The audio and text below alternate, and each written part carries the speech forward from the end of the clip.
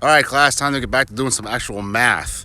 Last time we left off, we were doing trig ratios to solve for sides and angles of right triangles.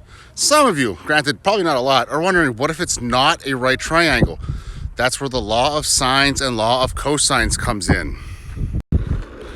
So here's the law of sines. Here's my non-right triangle. And yes, folks, I always label them A, B, and C.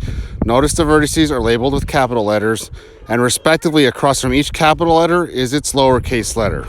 Capital A, lowercase a, capital B, lowercase b, capital C, lowercase c. Now, sine of angle A over little a equals sine of angle B over little b equals sine of angle C over little c. Notice it's right across from one another.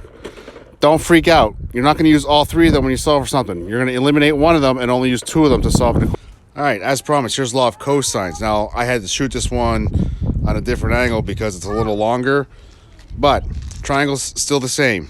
A, B, C with lowercase a, lowercase b, lowercase c across from its respective capital letter. Now, look at the formula.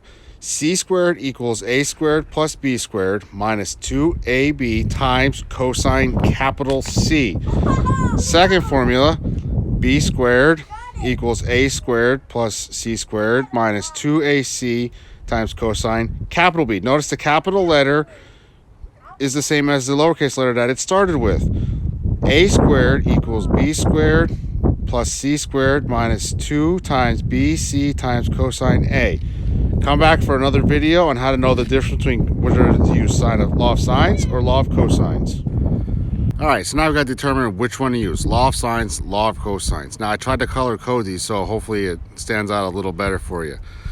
Sine A over little a equals sine B over little b. Notice in the law of sines, you're dealing with two angles, angle A and angle B, and you're dealing with two sides, side A and side B. So that's law of sines. Law of cosines, C squared equals A squared plus B squared minus 2AB times cosine angle C.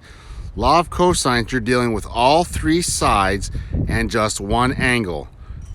Side C, side A, side B, and angle C.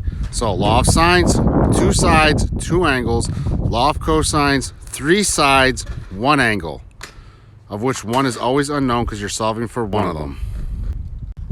So that's how to determine which one to use. Later, I'll come back and show you how to use them.